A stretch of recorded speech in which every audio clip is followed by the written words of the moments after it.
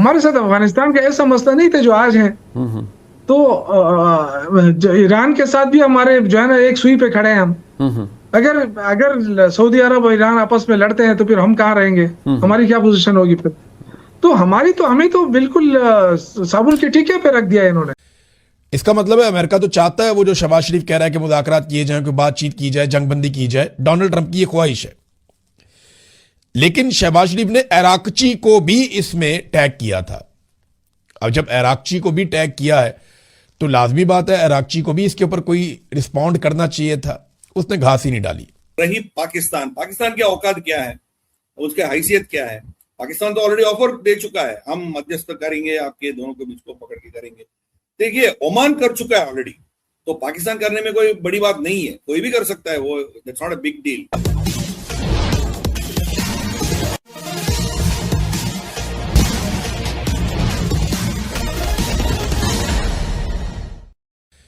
इसका मतलब है अमेरिका तो चाहता है वो जो शहबाज शरीफ कह रहा है कि मुज़ाकरात किए जाएं, कोई बातचीत की जाए, जंगबंदी की जाए, डोनाल्ड ट्रंप की ये ख्वाहिश है।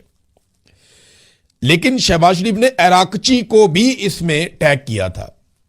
अब जब अराकची को भी टैग किया है तो लाजमी बात है अराकची को भी इसके ऊपर कोई रिस्पॉन्ड करना चाहिए था। उसने घास ही नहीं डाली, उसने इसे नजरअंदाज कर दिया। यानी ईरानी वजीर खारजा अब्बास अराकची ने शहबाज शरीफ के मामले को रीट्वीट नहीं किया और उनके ट्वीट के ऊपर कोई कमेंट नहीं किया। डोनाल्ड ट्रंप ने उसकी तौसीक कर दी और उसको रीट्वीट कर दिया। तो यहां से आपको पता चल जाना चाहिए कि अमेरिका उतावला है, जल्दी कर रहा है कि जल्द अज जल्द बस ये मुज़ाकरात हो और जंगबंदी हो। भाई मुनीब भाई, सिफारती हमारे साथ जो सबसे बड़ा इशू है, क्या हमारे कर्जे कम हुए? सिफारती तो मैं उसको कहूंगा ना। क्या अमेरिका हमारे साथ पहले लड़ाई में था, अब लड़ाई बंद कर दी है उसने?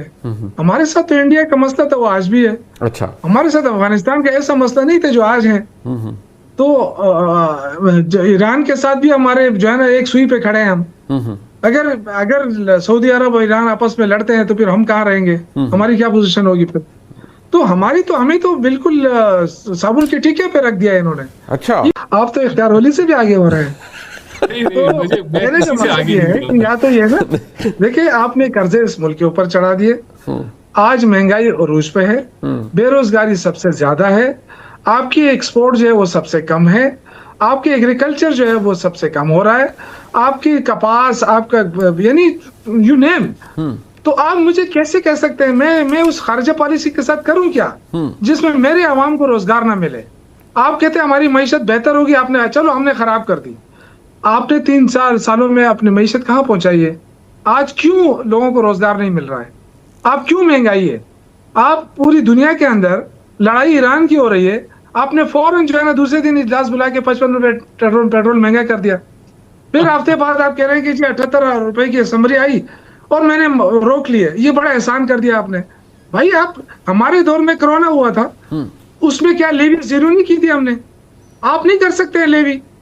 क्यों 11 अरब रुपए आपने कमा लिया इस पे मुफ्त में? वैसे ही वो नहीं बोला है इसमें, they have not said in that terms, but request तो वही होगा, नहीं तो मोदी जी को फोन करने का मतलब ही क्या बनता है? तो रिक्वेस्ट किया होगा, मगर ना मोदी जी ने कुछ बोला है, ना उनके जो एनवॉय है सर्जियो गोर का जो स्टेटमेंट है उसमें भी कोई अमेरिका से ये रिक्वेस्ट के बारे में कुछ बोला गया कि भारत मध्यस्थता करें, उसके बारे में कुछ बोला नहीं गया।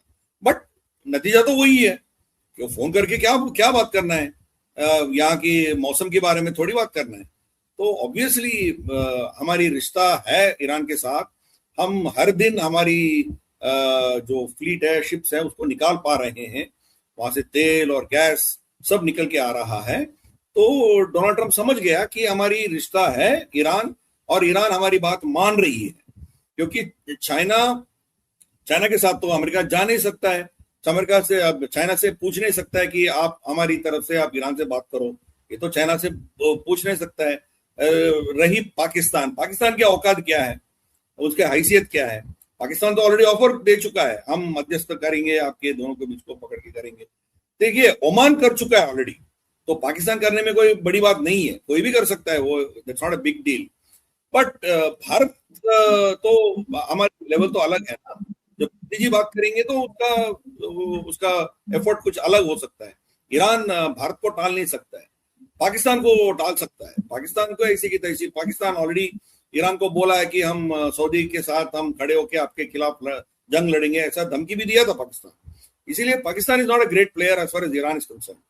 करवाने का एक ऑफर दिया है पाकिस्तान ने, मगर देखिए अमेरिका के आईन में, उनके कॉन्स्टिट्यूशन में ये लिखा है कि जिन देशों के साथ ये रिश्ता तोड़ता है और जिनको ये पराया स्टेट डिक्लेयर करता है, मतलब ये एक्सेस ऑफ ईविल डिक्लेयर करता है, उनसे वो लीगली डायरेक्टली बात नहीं कर सकता है।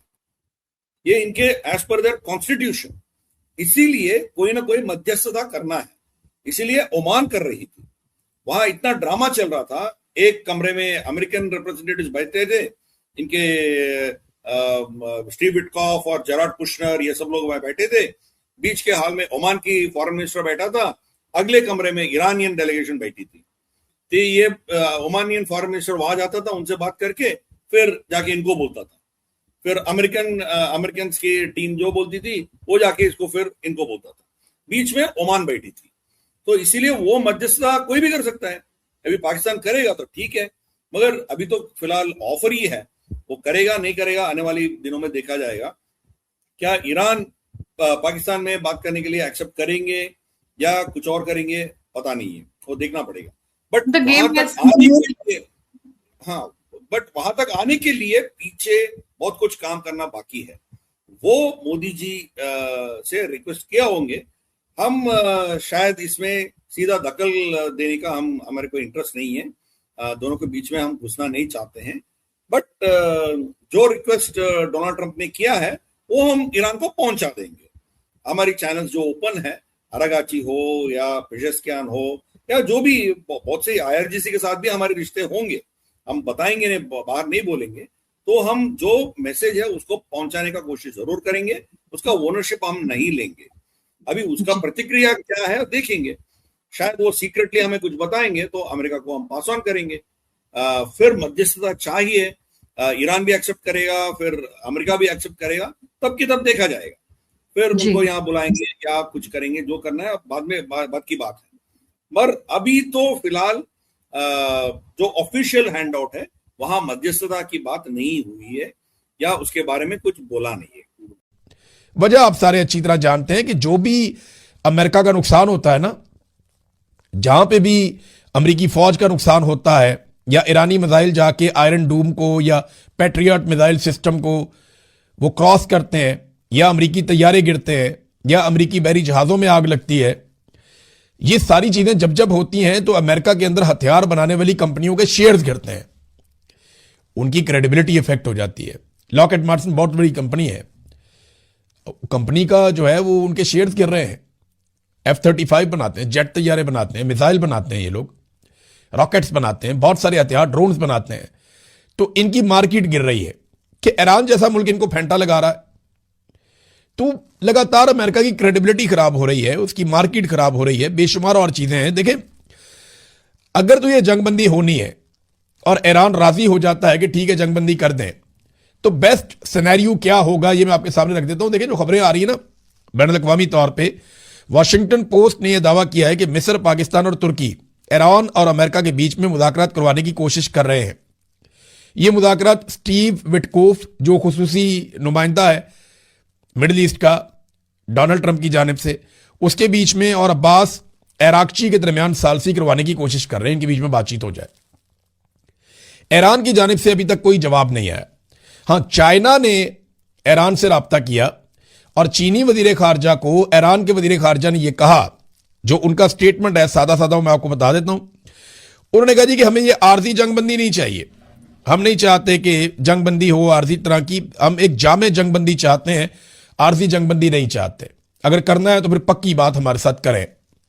अब बेस्ट सिनेरियो क्या हो सकता है, देखें दोनों तरफ की शराइत पहले आप देख लें। अमेरिका की शर्त क्या है, यूरेनियम हमें दे दो, नंबर 2 आप नए हुर्मुज़ को खोल दो। दो चीजें हैं ना। तो यूरेनियम का तो ईरान बड़े आराम से कह देगा कि आपने जब बमबारी की थी वो जमीन के अंदर दब गई, पहले वो कह भी चुके हैं। तो अमेरिका मान भी लेगा, फेस सेविंग मिल गई कि यूरेनियम तो हमने खत्म कर दी, वो जमीन के अंदर दब गई है, हमारा ईरान के साथ मुआहदा हो गया, वो जब निकालेंगे मिलकर तो वो हम ले जाएंगे। तो टाइम टप गया अमेरिका का। यूरेनियम वाला मामला तो हो गया खत्म। आप नए हुर्मुज़ को खोल दो तो वो तो ईरान ने कहा सबके लिए खुली है, हम तो सिर्फ उन मुल्कों के लिए बंद कर रहे हैं जो हमें नुकसान पहुंचा रहे हैं या हमारे खिलाफ है। अब उस पर ईरान और अमेरिका के अंदर कोई डील होनी है और वो खुल भी सकती है, ओके, कोई मसला नहीं। अल्टीमेटली उसने खुलना है, पूरी दुनिया की तिजारत वहां से होनी है। ईरान उसमें 4 पैसे भी कमा सकता है, हो सकता है कोई और अच्छी डील कर ले, तो ये खुल जानी है। आप अगर हमसे जुड़ा रहना चाहते हैं तो कृपया मेरे चैनल को सब्सक्राइब करें तथा बेल आइकन भी दबा दें ताकि नई वीडियो की जानकारी तुरंत आप तक पहुंच जाए। धन्यवाद। जय हिंद।